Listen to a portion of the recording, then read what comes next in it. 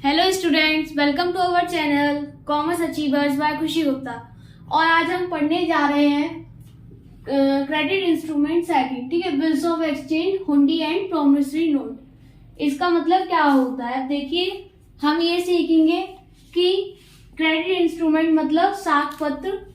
दूसरा, हमने पहली वीडियो में साख पत्र फर्स्ट पढ़ा था, ठीक है, जिसमें क्या था, हमने पढ़ा था चेक के बारे में। हमने किसके बारे में पढ़ा था? जिसमें चेक के बारे में, कि चेक कैसे बनते हैं। अब हम इसमें पढ़ने जा रहे हैं बिल्स ऑफ एक्सचेंज, हुंडी एंड प्रोमिसरी नोट के बारे में, ठीक है। ये सब होती क्या है, कैसे बनाए जाते हैं और इनके क्या रूल्स एंड रेगुलेशंस होती हैं, ठीक है, और इसको बनाने का तरीका क्या है, ये सब हम इसमें आज सीखेंगे, ठीक है। तो वीडियो स्टार्ट करते हैं। और आपने अगर इससे पहले का आपको पढ़ना हो तो आप पहले की वीडियो देख सकते हैं हमारे चैनल पर, जिससे कि आपको इस वीडियो को समझने में आसानी होगी, ठीक है। तो आज हम स्टार्ट करते हैं credit instrument second, bills of exchange, हुंडी एंड प्रोमिसरी नोट, ठीक है।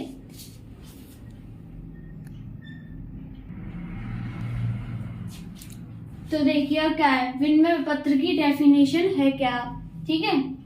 तो क्या है, विनिमय विपत्र एक शर्त रहित आज्ञा पत्र है जिसका लेखक अपना हस्ताक्षर करके अपने ऋणी व्यक्ति को आज्ञा देता है कि वह उसमें दर्शाई गई धनराशि स्वयं उसे अथवा उसके आदेशित जो व्यक्ति है, ठीक है, उसको अथवा विपत्र के वाहक को निश्चित अवधि के पश्चात अथवा मांगने पर भुगतान कर दे, ठीक है। तो इसका मतलब क्या है कि बिल्स ऑफ एक्सचेंज जो एक क्या होती है, एक लिखित में होता है, ठीक है, रिटर्न में होता है, पर कैसा होता है, ये एक बिना रूल्स एंड रेगुलेशन के बनता है, ठीक है, ये, और इसमें कोई भी शर्त नहीं होती है, ठीक है, इसमें कोई भी शर्त नहीं है, ये बिना शर्त रहित आज्ञा पत्र होता है, ठीक है। जिसका लेखक कौन होता है? जिसका लेखक जो लिखने वाला होता है वो अपने साइन करके अपने ऋणी को, ठीक है, अपने किसको, अपने डेटर्स को क्या करता है, वो डेटर व्यक्ति को आज्ञा देता है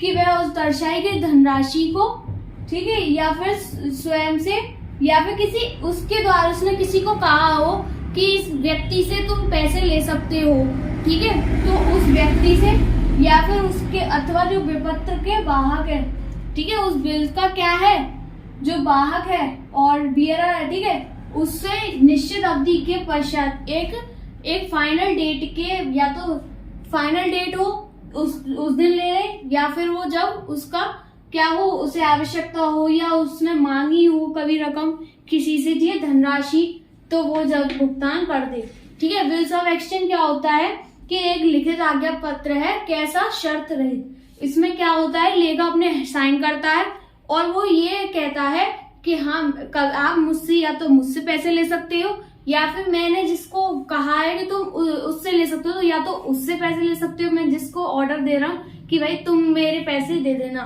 ठीक है, मेरी और उसकी बात हो, वो तुम्हें तो पैसे मिल रही है, ठीक है। तो ये क्या है, एक शर्त रहित आज्ञा पत्र है, ठीक है। इसका लेखक अपने साइन करता है और ये बताता है कि तुम या तो मुझसे पैसे लो या फिर किसी आदेशी व्यक्ति से पैसे लो, ठीक है, या फिर विपत्र के जो वाहक है, ठीक है, उससे पैसे लो।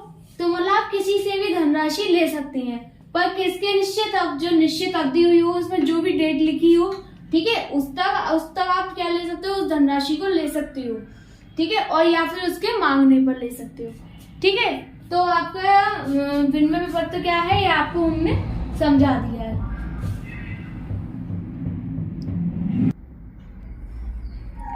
देखिए अब इसमें क्या आता है कि इसकी विशेषता है, ठीक है। अब हम क्या देखेंगे, एडवांटेजेस देखेंगे, किसके विनिमय विपत्र की एडवांटेजेस क्या है। तो विनिमय विपत्र क्या है, एक शर्त रहित आज्ञा पत्र है, ठीक है। सेकंड क्या है कि ये लिखित होता है, ठीक है, हमने आपको पहले ही डेफिनेशन बता दिया कि इसमें क्या होता है, इसमें ये शर्त रहित पत्र है, इसमें कोई भी रूल्स रेगुलेशन नहीं होते हैं, ठीक है। सेकंड थिंग, ये लिखा हुआ होता है, ये भी बताई थी डेफिनेशन बताते हैं इस समय कि ये रिटर्न में होता है, ठीक है। इसमें क्या दी जाती है, इसमें आज्ञा दी जाती है, मतलब इसमें क्या दी जा रही है, परमिशन दी जा रही है, ठीक है, परमिशन दे रहे हैं, इसमें हम परमिशन देते हैं कि अपने लेनदार से, मतलब जो हम डेटर्स हैं, ठीक है, हमको देने हैं, और जो लेनदार होता है हम उसको क्या देते हैं, परमिशन देते हैं कि हाँ भाई तुम हमसे पैसे ले लेना, ठीक है। और उसमें क्या होता है, हम अपना साइन करके देंगे। अगर हमने लिख के दिया है, क्या, बिल्स ऑफ एक्सचेंज, ठीक है, बिल क्या दिया हमने, बिल लिखा है, तो हम क्या करेंगे, हम ही साइन करेंगे, ठीक है। और बिल्स ऑफ एक्सचेंज में क्या होता है, एक व्यक्ति दूसरे व्यक्ति को आज्ञा देता है। एक व्यक्ति क्या होगा, दूसरे व्यक्ति को इसके द्वारा क्या करता है, एक के परमिशन दे रहा है कि हाँ भाई तुम हमसे पैसे ले सकते हो और कब ले सकते हो, ठीक है, ये भी बता देता है। एक निश्चित डेट बता देता है कि आप इस तारीख तक हमसे पेमेंट ले सकते हैं, ठीक है। विनिमय विपत्र की राशि क्या होती है, निश्चित होती है, ठीक है। जो भी अगर राशि लिख दी हमने, अगर जो विनिमय विपत्र है हमने उसमें जो भी राशि लिख दी, हम उसको उतनी ही राशि देंगे, ठीक है, उससे कम या ज्यादा नहीं होगी, ठीक है, उससे कम या ज्यादा राशि हम नहीं देंगे। अगर हमने लिख दी कि 5,000 है तो हम 5,000 ही देंगे, हम 6,000 नहीं देंगे, ठीक है। क्यों, क्योंकि जितनी राशि हमने किसमें, विनिमय विपत्र में लिखी होगी, बिल्स ऑफ एक्सचेंज में लिखी होगी, है ना, तो उतनी ही राशि हमें देनी पड़ेगी, ठीक है। देनदार द्वारा इसकी स्वीकृति होना आवश्यक है। जो देनदार होता है, जो डेटर होता है, वो क्या करता है, इसकी स्वीकृति देता है, इसकी परमिशन देता है, ठीक है, हाँ करता है कि हाँ भाई तुम हमसे पैसे ले सकते हो।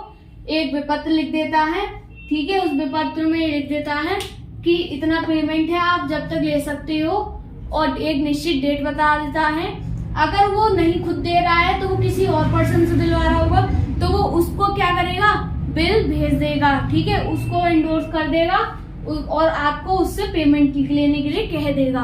पर ये है आपको पेमेंट मिलेगा, ठीक है। पर ये क्या है, एक बिना शर्त रहित पत्र होता है, इसमें कोई शर्त नहीं होती है, और ये रिटर्न होता है, ठीक है। इसमें जो लिखता है उसी के साइन होते हैं, और इसमें क्या दी जाती है, इसमें परमिशन है, सबसे ज्यादा मेन है कि इसमें परमिशन दी जाती है, साइन होते हैं, ठीक है। एक व्यक्ति दूसरे व्यक्ति को क्या दे रहा है, इस पत्र के द्वारा परमिशन दे रहा है कि हाँ भाई तुम हमसे पैसे ले सकते हो, इस राशि को इस डेट तक लिख सकते हो, ठीक है। और अगर आपको राशि चाहिए तो आप कब लोगे धनराशि को, अगर आपको कोई पेमेंट चाहिए आप कब लेंगे, उसने एक डेट बता दी, तो आप उस डेट तक उस पेमेंट को ले सकते हो, ठीक है। और उस डेटर की क्या होनी चाहिए, स्वीकृति होनी चाहिए, उसकी क्या होनी चाहिए, हाँ होनी चाहिए कि भाई ठीक है तुम हमसे पेमेंट ले सकते हो, ठीक है।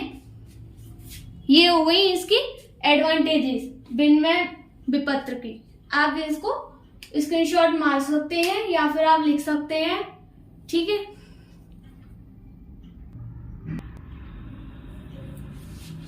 अब देखिए विनिमय विपत्र की क्या है, ये पक्ष है, ठीक है। इसमें क्या होता है पक्ष में कि बिल्स ऑफ एक्सचेंज है, ठीक है, उसकी क्या है, तीन पक्ष होते हैं विनिमय विपत्र में, बताए गए हैं इसमें कि 3 पक्ष होते हैं। मतलब ड्रॉअर होता है एक, दूसरा होता है ड्रॉई या फिर एक्सेप्टर, ठीक है, तीसरा होता है पे।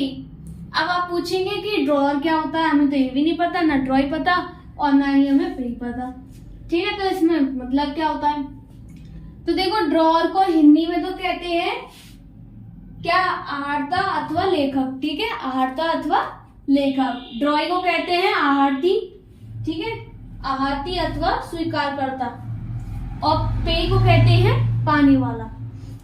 अब देखो आप पूछेंगे कि ड्रॉअर क्या होता है, तो ड्रॉअर का मतलब होता है कि जो पत्र लिखता है, ठीक है, जो पत्र जिस व्यक्ति द्वारा या फिर जो पत्र लिखा जाता है, ठीक है, जो भी व्यक्ति है वो पत्र लिख रहा है, ठीक है, तो उसे क्या कहा जाएगा, उसे ड्रॉअर कहा जाएगा, ठीक है। जो पत्र लिख रहा है उसे क्या कहेंगे, ड्रॉअर। अगर मैंने पत्र लिखा, ठीक है, मैंने पत्र लिखा तो मुझे क्या कहा जाएगा, ड्रॉअर कहा जाएगा। अगर मेरे लिए ही पत्र लिखा जा रहा है, क्या हुआ, और इसको क्या कहते हैं, सेलर भी कहते हैं ड्रॉअर को, ठीक है, जिसने सेलिंग करी, ठीक है, जिसने सेलिंग करी है उसको क्या कहेंगे, सेलर। वो क्या है, सेलर भी है, ठीक है ना। जो ड्रॉअर होता है वो सेलर भी कहलाते हैं, उसे विक्रय भी कहलाते हैं, विक्रेता। ठीक है, क्या है ये विक्रेता भी होता है। क्यों होता है? इसने माल बेचा है, ठीक है, माल बेचा है तो इसको क्या चाहिए? अब पेमेंट चाहिए, तो इसने क्या करा? बिल लिखा। जब पेमेंट चाहिए होता है तो उसके लिए हम क्या लिखते हैं? बिल लिखते हैं। ठीक है, कौन सा? Bills of exchange. ठीक है, जिसका क्या होता है? हम बिल एक्सचेंज करते हैं अपने से किसी दूसरे पर्सन जिससे हमें पैसे क्या हो? लेने हो। ठीक है, किसके अकॉर्डिंग? हमने जो माल बेचा है उसके अकॉर्डिंग हमें जो पैसे चाहिए तो वो हम किससे लेंगे? बिल लिख के लिख सकते। अगर हमने उधार माल बेचा है, ठीक है, फर्स्ट ऑफ ऑल ये ध्यान रखना कि जब हम माल को उधार बेच रहे होंगे तब ही बिल्स ऑफ एक्सचेंज लिखा जाएगा। अगर कैश में हुआ है तो कोई भी बिल्स ऑफ एक्सचेंज नहीं लिखा जाएगा। ठीक है, बिल नहीं लिखा जाएगा कोई भी। अगर हम उधार में क्या कर रहे हैं? ट्रांजैक्शन कर रहे हैं, उधार है हमारी, हमने क्या करा? परचेज कर लिया पर हमने पेमेंट नहीं करा है, तो हम उसके लिए क्या लिखेंगे? बिल लिखते हैं। बिल जो लिखता है उसे कहते हैं ड्रॉअर। ठीक है, ड्रॉअर और सेलर होता है वही। अब जो ड्रॉअर है वो क्या लिखता है? बिल लिखता है, तो उसे कहेंगे हम ड्रॉअर। ठीक है, ड्रॉई क्या होता है और एक्सेप्टर कौन होता है? तो ड्रॉई उसको कहते हैं जो बिल को क्या कर रहा है? एक्सेप्ट कर रहा है। मतलब हमने तो माल लेगा तो हम तो हो गए ड्रॉअर। ठीक है, हमने जिसके लिए लिखा वो क्या कहलाया जाएगा? ड्रॉई। ठीक है, जिसने हमसे क्या करा? माल परचेज किया है और उसे हमें क्या करना है? पेमेंट करना है, तो हम उसे कहेंगे ड्रॉई। ठीक है, ये और जो क्या देगा? हमें स्वीकृति देगा कि हाँ भाई ठीक है, मैं आपको पेमेंट इस डेट तक दे दूंगा। ठीक है, पेई कौन होता है? पेई वो होता है जो पाने वाला। ठीक है, पेई होता है पाने वाला, मतलब जिसको क्या हो रहा हो? धनराशि जो पा रहा हो या फिर पाने वाला है या फिर पा गया है, मतलब उसे पैसे क्या हो गए हैं? पेमेंट या तो हो गया है, ठीक है, या फिर पेमेंट अभी रह गया है, होने वाला है। मतलब कहने वाला ये है कि इसके पास क्या आएंगी? धनराशि आएगी, तो उसे क्या कहते हैं? हम पे। ठीक है, जिसके पास क्या आने वाला है? पेमेंट आएगा, उसे हम कहेंगे पे। ठीक है, ये होती है क्या? बिल्स ऑफ एक्सचेंज की पक्ष होते हैं। क्या होते हैं? पक्ष। देखिए, अब आता है आपका बिल्स ऑफ एक्सचेंज के टाइप्स क्या होते हैं। ठीक है, टाइप्स क्या होते हैं बिल्स ऑफ एक्सचेंज के? बिल्स ऑफ एक्सचेंज के टाइप्स हैं, फर्स्ट अकॉर्डिंग टू टाइम, मतलब अवधि के क्या होता है इसका? अवधि के अनुसार। ठीक है, जो अवधि होती है, टाइम होता है उसके अनुसार, उसके अकॉर्डिंग, या फिर अकॉर्डिंग टू प्लेस। ठीक है, अकॉर्डिंग टू प्लेस का मतलब स्थान के अनुसार, अकॉर्डिंग टू ऑब्जेक्टिव उद्देश्य के अनुसार। ठीक है, इसका मतलब क्या है? अवधि के अनुसार, स्थान के अनुसार और उद्देश्य के अनुसार। मतलब हम ये सोचेंगे कि इसका मतलब ही क्या है। ठीक है, तो इसका मतलब ये होता है कि इसके भी दो टाइप्स होते हैं। ठीक है, sight bill, time bill. According to place के इनलैंड बिल और फॉरेन बिल। ठीक है, अकॉर्डिंग टू ऑब्जेक्टिव्स के कॉमर्शियल बिल, अकोमोडेशन बिल। ठीक है, अब देखो अब क्या होता है कि तीन टाइप तो हो गई किसकी? बिल्स ऑफ एक्सचेंज की। कौन सी? First year, second year, third year. अब हम पूछेंगे कि भाई ये जो अकॉर्डिंग टू टाइम है और अकॉर्डिंग टू टाइम सबसे पहले होता क्या है? मतलब अकॉर्डिंग टू टाइम का मतलब ये होता है जो हमने बिल लिखा है वो क्या हो? या तो समय के अनुसार हो, ठीक है, या जगह के अनुसार हो बिल जो लिखा है, या फिर किसके अनुसार हो? कोई उद्देश्य है हमारा, उसके अनुसार वो बिल लिखा है। ठीक है, ये हो गए तीन टाइप। अब तीन टाइप में पहले आता है समय के अनुसार। इसमें फर्स्ट आता है साइड बिल और सेकंड आता है टाइम बिल। अब साइड बिल क्या होता है? साइड बिल का मतलब होता है जो कि हम लिखते हैं बिल, ठीक है, हम जो बिल लिखते हैं उसे क्या होता है? उसे मांगने पर मिल जाए। देखो, सबसे पहले आता है आपका साइड बिल। साइड बिल का मतलब जो होता है वो ये होता है इसमें कोई टाइम नहीं होता है, ठीक है। जैसे कि हमने बताया था कि ये टाइम के अनुसार, इसमें कोई टाइम नहीं दिया जाता है साइड बिल में, ठीक है। हम इसमें क्या होता है, जो लेखक होता है जिसने बिल लिखा है वो स्वीकारकर्ता से, जो एक्सेप्टर है, ठीक है, जो ड्रॉअर है वो ड्रॉई से कभी भी पेमेंट मांग सकता है। जब उसको क्या हो, उसका मन करेगा, तो वो कभी भी, कोई एक निश्चित डेट नहीं होती कि आपको इस तारीख तक इसका पेमेंट करना है, ठीक है। ये क्या होता है आपका साइड बिल। अब आता है आपका टाइम बिल। क्या होता है टाइम बिल का मतलब होता है अवधि के हिसाब से, ठीक है। जो टाइम दिया होता है बिल पे लिखा हुआ, उसी के ही हिसाब से क्या हो, पेमेंट हो, ठीक है। टाइम बिल का मतलब क्या होगा, जो भी आपको टाइम दिया गया है उसके हिसाब से क्या हो, आपको पेमेंट किया जाए, ठीक है। उसे क्या कहेंगे हम, टाइम बिल। कि आपको कोई डेट दे रखी है, फाइनल डेट दे रखी है, आपको उस तक ही क्या करना है, पेमेंट लेना है, पेमेंट देना है, ठीक है। जो भी एक्सचेंज हो बिल का, वो क्या हो, एक टाइम के, एक समय के अनुसार हो, तो उसे क्या कहते हैं, टाइम बिल। अब आता है इनलैंड बिल। क्या होता है, ठीक है, जगह के हिसाब से। अब ये आता है कि जगह में, तो इसमें क्या है, इनलैंड बिल। इनलैंड बिल जो होता है वो होता है देशी बिल, ठीक है।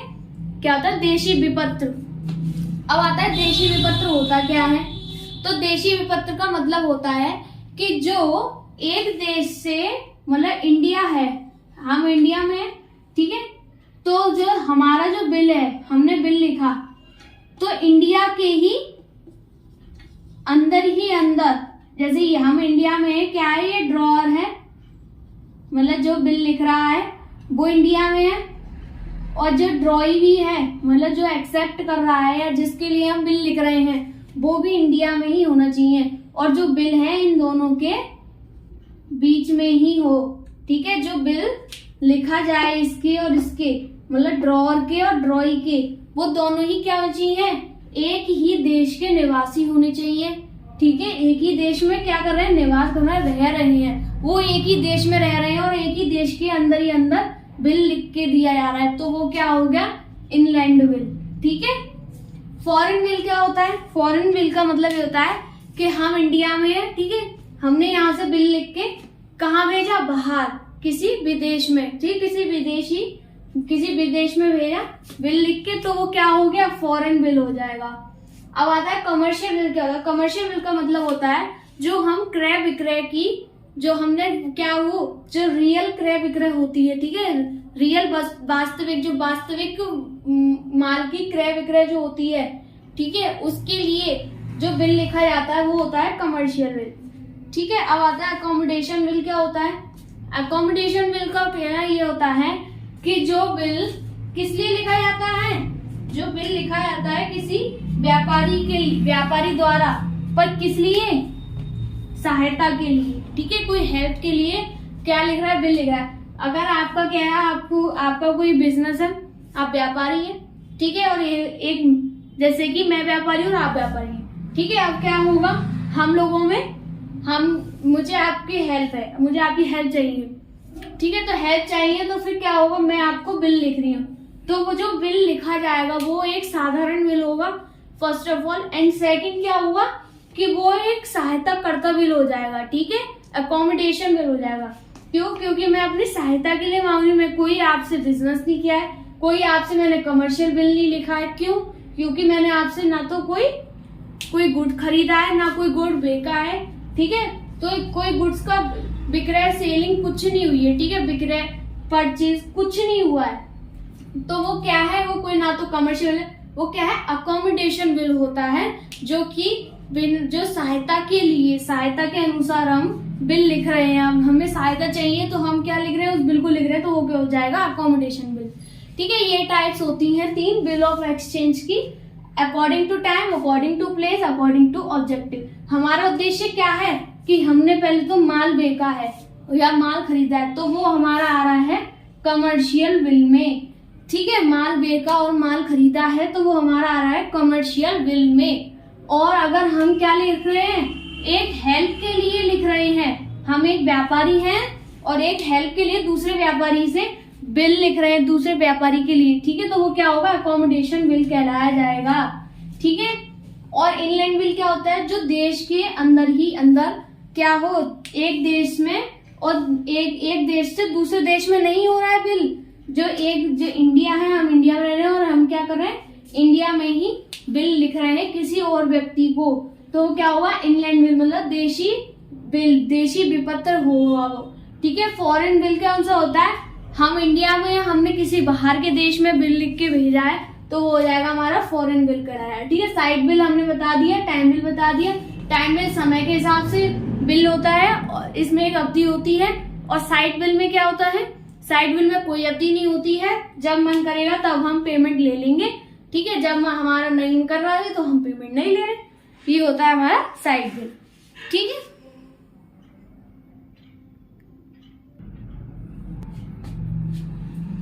देखिए अब तक तो हमने पढ़ा था कि बिल्स ऑफ एक्सचेंज होता क्या है। ठीक है। अब हम पढ़ने जा रहे हैं प्रोमिसरी नोट, मतलब प्रतिज्ञा पत्र होता क्या है। हमको समझ में आ गया कि बिल्स ऑफ एक्सचेंज होता क्या है। ठीक है। कौन लिखता है, कौन इसको एक्सेप्टेंस देता है और किसको क्या कहते हैं। जो लिखने वाला होता है उसे ड्रॉयर कहते हैं, जो एक्सेप्ट करता है उसे ड्रॉई कहते हैं, और जो पाने वाला पेमेंट वाला होता है, जो पेमेंट पाता है उसे कहते हैं पे। ठीक है।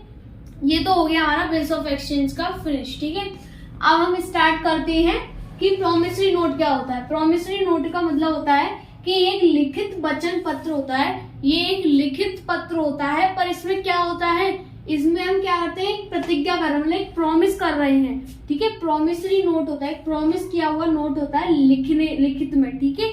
लिखित में एक प्रॉमिस किया हुआ नोट होता है, जिसमें क्या होता है, जिसका लेखक एक निश्चित व्यक्ति को अथवा उसके आदेश अनुसार, जिसका जो लिख रहा है इस पत्र को, जो इस पत्र को लिख रहा है वो एक निश्चित व्यक्ति या तो एक स्पेसिफिक पर्सन को या फिर अथवा उसके आदेश अनुसार, या फिर कोई उसने कोई ऑर्डर दिया है कि ये व्यक्ति, ठीक है, उसके जो भी उसने क्या दिए हो, डायरेक्शन दिए, जो भी उसने बताया हो उसके अनुसार, या फिर जो वाहक है, ठीक है, उसको या एक निश्चित राशि बिना शर्त देने का वचन होता है। क्या देता है, प्रॉमिस देता है। एक ऐसे करके नोट होता है, ठीक है, जिसमें क्या होता है, एक ये लिखित होता है, इसमें क्या देते हैं, प्रॉमिस करते हैं। इस वाले नोट में हम क्या कर रहे हैं, इस वाले पत्र में हम प्रॉमिस कर रहे हैं कि क्या, कि जो एक व्यक्ति होता है या फिर जो उसके अनुसार जो भी लिख रहा है उसके अनुसार जो भी व्यक्ति हो वो प्रॉमिस करता है कि मैं एक निश्चित धनराशि को, वो भी बिना शर्त के, ठीक है, देने का वचन देता हूँ। वो क्या करता है, प्रॉमिस करता है कि मैं ये, जैसे कि मैं 5,000 की राशि है, आपने 5,000 का माल खरीदा, 5,000 की राशि, तो वो प्रॉमिस कर रहा है, जो लिख रहा है देने वाला, कि मैं प्रॉमिस कर रहा हूँ इस नोट में लिख के कि मैं प्रॉमिस करता हूँ कि आपको ये राशि, एक निश्चित राशि जो है, क्या है, निश्चित राशि 5,000, इसको मैं बिना शर्त देने का वचन देता हूँ। कोई भी शर्त नहीं होगी, उसके बिना मैं क्या करूंगा, ये वचन पूरा करूंगा कि मैं आपको ये वाला पेमेंट करूंगा। ठीक है। इसका क्या होता है, ये प्रॉमिसरी नोट इसलिए कहते हैं, इसमें जो लिखने वाला होता है वो एक प्रॉमिस करता है कि मैं इस इतनी धनराशि को कब और कैसे, ठीक है, और मैं ये देने का बिना, वो भी किसके, बिना शर्त के, ठीक है, कोई भी शर्त, कोई भी रूल्स नहीं होते, कोई भी क्या होता है, कोई भी शर्त नहीं होगी। ठीक है। तो उसके बिना वो क्या करता है, प्रॉमिस करता है कि मैं आपको ये राशि बिना शर्त के देने को तैयार हूँ। ठीक है, देता हूँ या दूंगा, वचन देता है वो। ठीक है। जैसे कहते हैं प्रॉमिसरी नोट। प्रॉमिसरी नोट का खुद ही आप लगा सकते हैं कि प्रॉमिसरी नोट मतलब प्रॉमिस करना है इसमें किस चीज का, पर हमें अब पता चला कि प्रॉमिस किस चीज का करना होता है, पेमेंट का।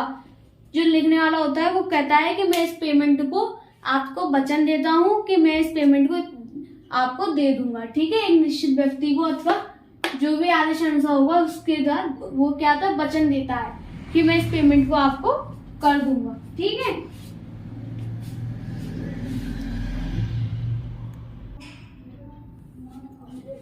देखिए अभी आता है क्या, नमूना, किसका, प्रॉमिसरी नोट का नमूना। ठीक है। कैसे बनेगा, ऐसे बनता है प्रॉमिसरी नोट का नमूना। एक बॉक्स बनाया जाता है, ठीक है, उसमें लिखते हैं सबसे पहले अमाउंट, कितनी अमाउंट है आपकी, आपको कितनी अमाउंट देनी है। ठीक है। वो लिख दी आपने, ऐसे 500 रुपए देनी थी, फिर नीचे स्टाम्प लगता है, यहाँ पे जहाँ पे आप जिस जगह रहते हैं उसका एड्रेस और जो जिस तारीख को आप लिख रहे हैं वो डेट, और यहाँ पे लिखते हैं 3 months आफ्टर डेट जो हमने ये है। अगर आपको जो भी आपको 3 month लिखना है 3 month, अगर आप दे रहे हैं कि 2 months कि 2 महीने बाद हम पेमेंट करेंगे या 1 महीने बाद पेमेंट करना है हमें, ठीक है, जिस भी समय के हिसाब से आपको पेमेंट करना होता है वो लिखते हैं टाइम कि 3 months 4 month जो भी मंथ है या 1 year, ठीक है, जो भी है, जो भी आपको टाइम चाहिए उसका लिख के फिर after date I promise to pay, जो देखो यहाँ पे आ गया प्रोमिसरी नोट में क्या है, प्रॉमिस आ रहा है कि आई प्रॉमिस, मैं क्या करता हूँ, मैं आपको प्रतिज्ञा देता हूँ, ठीक है, मैं आपको कर रहा हूँ प्रॉमिस दे रहा हूँ, मैं आपको वचन दे रहा हूँ कि टू पे श्री विजय कुमार, जो ये जो पर्सन है इसको ये क्या कर रहे हैं, प्रॉमिस किया है कि मैं आपको ये पेमेंट 500 रुपए जो है और order the sum of rupee, जो आपका क्या है ये जो पेमेंट है 500 रुपए फॉर वैली रिसिप्ट, जो आपकी ये जो पेमेंट है वो आपको मैं कब 3 महीने के बाद, जो ये डेट है इसके 3 महीने बाद मैं आपको देने के लिए आपको क्या कह रहा हूँ, वचन कर रहा हूँ, वचन दे रहा हूँ कि आपको मैं ये 3 महीने के बाद 10 अप्रैल को लिखा है तो इससे 3 महीने बाद मैं आपको ये 500 रुपए जो पेमेंट है दे दूंगा, ठीक है। तो ये क्या हो गया, प्रॉमिस किया है उन्होंने। तो और फिर इसके बाद क्या होता है, नीचे लिख देते हैं अपना नाम, जो लिख रहा है उसका नाम यहाँ आता है, ठीक है, और जिसके लिए लिखा है उसका बीच में नाम आ जाता है लिखने में, ठीक है, और यहाँ पे डेट आती है और यहाँ पे जिस जगह आप रह रहे हैं उस जगह का एड्रेस, यहाँ पे स्टाम्प, यहाँ पे जो अमाउंट है वो, और ये पूरा क्या होता है, पूरा आपका लिखने का रहेगा कि आप क्या लिखना चाह रही हैं, ठीक है, आपने क्या प्रॉमिस किया है वो लिखते हैं, फिर उसके बाद नेम लिख देते हैं लास्ट में, और ये हो जाता है आपका प्रॉमिस नोट फिनिश, ठीक है। ऐसे बनता है आपका प्रॉमिसरी नोट। ये क्या है, एक नमूना है, ठीक है, ये क्या है आपका एक नमूना एक प्रॉमिसरी नोट का।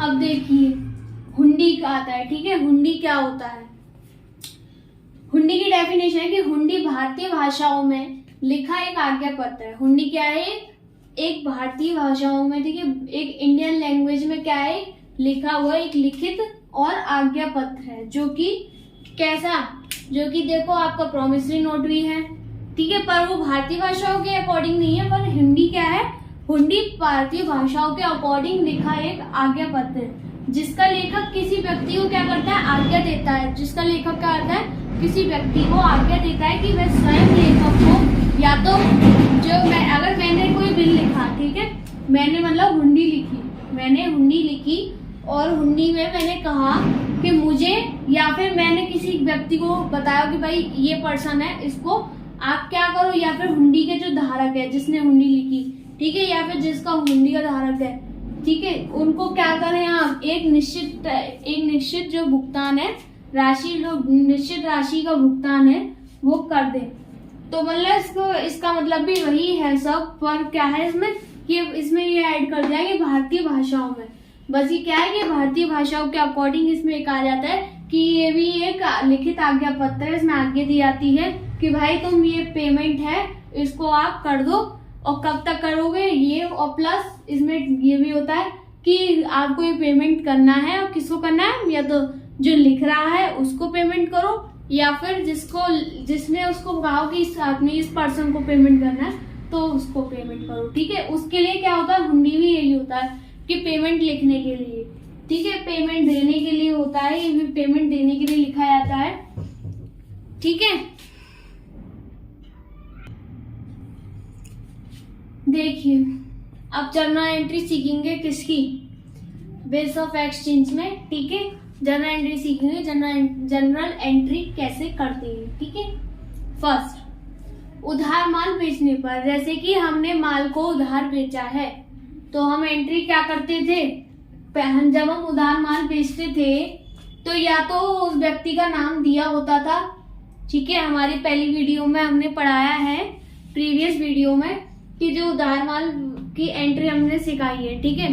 अब हम उसी को ही यहाँ पे करेंगे। अगर आपने नहीं देखी है तो आप पुरानी वाली वीडियो को, आप प्रीवियस वीडियो को आप देख के और उससे सीखे कि एंट्री कैसे करिए, ठीक है, और नहीं तो हम इसमें बताए, ठीक है। उधार माल बेचने पर हम क्या एंट्री करते थे, जिसका नाम होता था उसका नाम डेबिट, ठीक है, या फिर उसका पर्सनल अकाउंट डेबिट, जो डेटर होता था, मतलब जो क्या कर रहा है, हमने माल बेचा है, ठीक है, जिसने माल बेचा, तो जो उधार खरीद रहा है, उधार माल बेचने पर की एंट्री है, ठीक है, जो माल उधार खरीदेगा, ठीक है, उसका account debit to sales account, जो माल बेचा है उसका, ठीक है। फिर being good sold to him, किसको गुड को सोल्ड किया, जिसका नाम होगा उसको हमने गुड सोल्ड किया। जैसे अगर नाम है राम, कि राम ने उधार माल बेचा, ठीक है, तो क्या होगा, वो राम को उधार माल बेचा, तो Ram account Ram debit to sales account, ठीक है, being good sold to him, या being good sold to Ram, ठीक है। अब आता है बिल की स्वीकृति प्राप्त करना, मतलब बिल का क्या करना, एक्सेप्टेंस देना, एक्सेप्टेंस हमें मिल रहा है। अब देखो बीआर क्या होता है और बीपी क्या होता है। सबसे पहले बिल्स रिसीवेबल क्या होता है और बिल्स पेएबल क्या होता है, ठीक है। बीआर का मतलब होता है जो क्या कर रहा है, बिल को जो लिखता है, ठीक है, उसे क्या कहते हैं, बिल्स रिसीवेबल, जो क्या कर रहा है, बिल को लिखता है, ठीक है।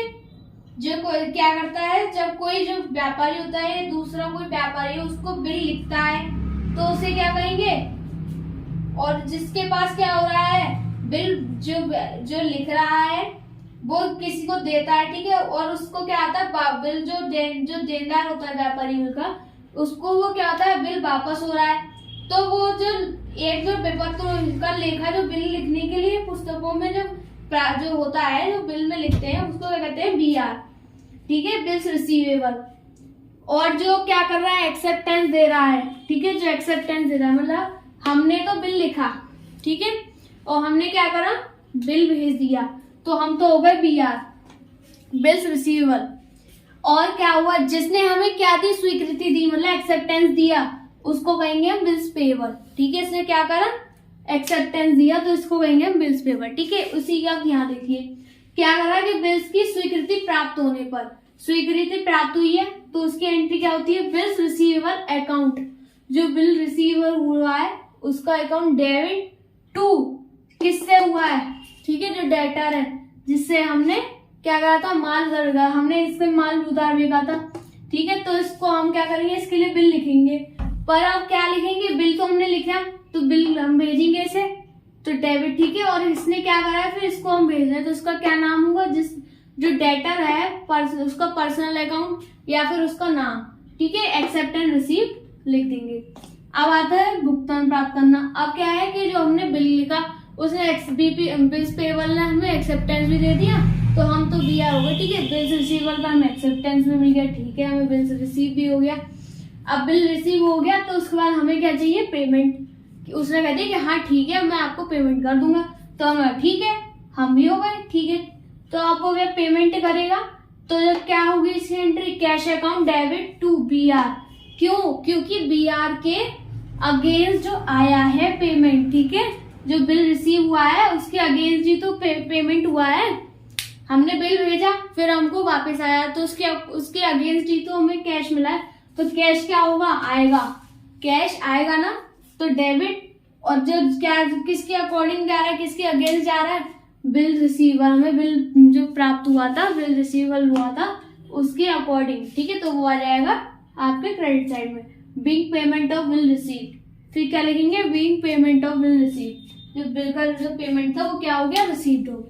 ये एंट्री हो गई आपकी, जब हमने उधार माल बेचा और फिर हमने उसका क्या लिखा, बिल लिख दिया, तो उसकी एंट्री हो जाएगी, ठीक है। अब हम करेंगे कि उधार माल हम क्या कर रहे हैं, क्रय कर रहे हैं, परचेज कर रहे हैं, तो उसकी एंट्री क्या होगी, ठीक है। देखिए अब आती है माल क्रय करने पर, ठीक है। उधार माल हमने क्या किया, परचेज किया, परचेज करते थे, उसके बाद परचेज अकाउंट डेबिट टू जिस भी पर्सन से हम माल उधार क्रय कर रहे हैं उसका नाम, ठीक है। इसमें यही होगी, purchase account debit to creditors personal account, जो भी क्रेडिटर है, ठीक है, उसका क्या होगा, पर्सनल अकाउंट। फिर being goods bought from him. अब आती है बिल की स्वीकार करके देने पर, मतलब बिल को क्या कर रहे हैं हम, स्वीकार करके दे दिया है। तो उस पर क्या होता है कि क्रेडिटर्स पर्सनल अकाउंट, जो क्रेडिटर का पर्सनल अकाउंट है, डेबिट, फिर टू बिल्स पेएबल, जो बिल पेएबल हो रहा है, ठीक है, जो बिल आया, हम तो बिल पेएबल हो गए फिर, क्योंकि हमने क्या करा, आप स्वीकार करके दे रहे हैं। तो फिर हम क्या होगा, बिल पेएबल, तो बिल पेएबल की आ जाएगी, फिर आएगी एक्सेप्टेंस गिवन, ठीक है, फिर आएगा भुगतान करने पर, पेमेंट करने पर। अब क्या कर रहे हैं हम, जब बिल्स पेएबल मतलब हमारे पास जब बिल आया और हमने उसको एक्सेप्ट करके दे दिया, तो अब हम क्या करेंगे, अब हम पेमेंट करेंगे। पेमेंट करेंगे तो क्या होगा, bills payable account debit to cash account, ठीक है, बिल्स पेएबल के अकॉर्डिंग कैश क्या हो रहा है, हमारे पास से जा रहा है, हम तो पेमेंट कर रहे हैं, तो उसके वो क्या लिखेगा अपनी बुक में, जो बिल्स पेएबल, जो पैसा दे रहा है, जो भुगतान कर रहा है, वो लिखेगा bills payable account debit to cash account being acceptance honoured, ठीक है। ये हो जाएंगे आपकी उधार माल क्रय करने पर, ठीक है।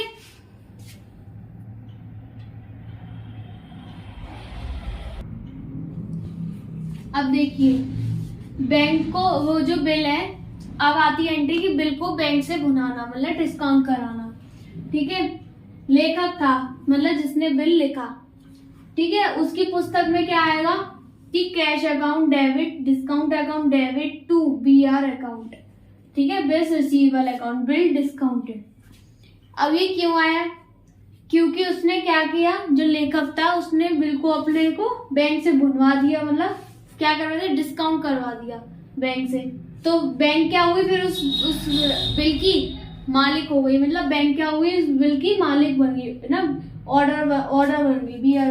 तो फिर उसके बाद क्या हुआ, cash account debit, discount account debit to BR account, ठीक है। जो कैश अकाउंट आएगा क्या, क्यों, क्योंकि क्या हो रहा है, यहाँ पे कैश आ रहा है, डिस्काउंट हो रहा है, ठीक है, डिस्काउंट क्या है, हमें बैंक से मिला है, टू बीआर अकाउंट, किसके आगे, बिल रिसीवर के, तो बिल डिस्काउंटेड हो जाएगा। अब क्या हो रहा है, जो स्वीकार करता है, मतलब जिसने एक्सेप्टेंस दी है, ठीक है, जिसके लिए हमने बिल लिखा था, वो क्या लिखेगा अपनी एंट्री की, bills payable account debit to cash account, जो कि हमने अभी लास्ट वाली एंट्री जो करी थी, ठीक है, पेमेंट वाली, वही करेगा ये, तो बिल्स पेड हो जाएगा और ये वाली एंट्री हमारी यहीं पे खत्म हो जाएंगी, ठीक है।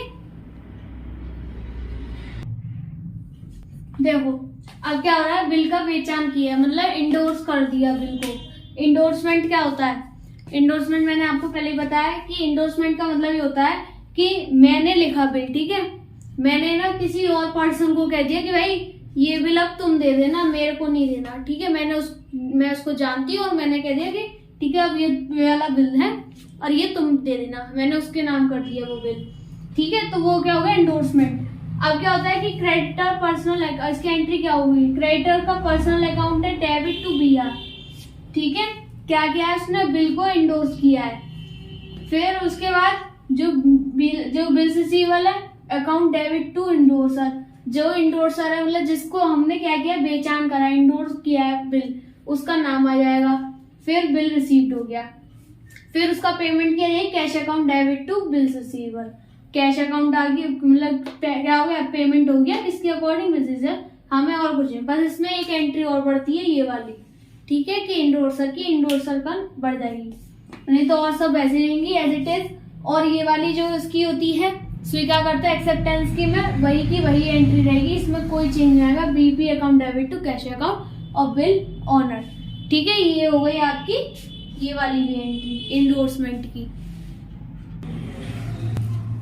तो स्टूडेंट हमारी ये वीडियो यहीं पे खत्म होती है, ठीक है, और जो जनरल एंट्री है आपकी वो हम आपको अगली वीडियो में, अगले लेक्चर में, ठीक है, देंगे, और हम बताएंगे और भी जनरल एंट्री, जो कि ये तो अभी हमने आपको इंडोर्समेंट और गुड्स उधार पे खरीदने की और गुड्स उधार पे बेचने की करी है, ठीक है ना।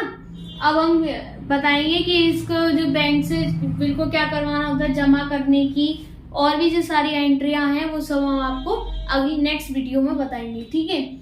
और आपको कोई भी प्रॉब्लम हो या फिर कोई भी आपको टॉपिक नहीं समझ में आ रहा है तो आप हमें कमेंट बॉक्स में कमेंट करके बता सकते हैं, ठीक है। और अपनी आप रेटिंग दे सकते हैं कि आपको हमारा पढ़ाना कैसा लगता है, ठीक है। और कोई भी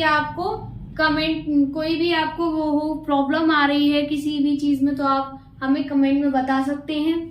और चैनल को सब्सक्राइब करिए, लाइक करिए, शेयर करिए एंड ठीक है। और आपको कोई भी और भी है, इसको आपको अगर ये टॉपिक नहीं समझ में आ रहे हो तो इससे पहले की वीडियो आप हमारी साइट पे देख सकते हैं, ठीक है, हमारे चैनल पे। और हमारी वीडियो यहीं पे फिनिश होती है, ठीक है। Thank you.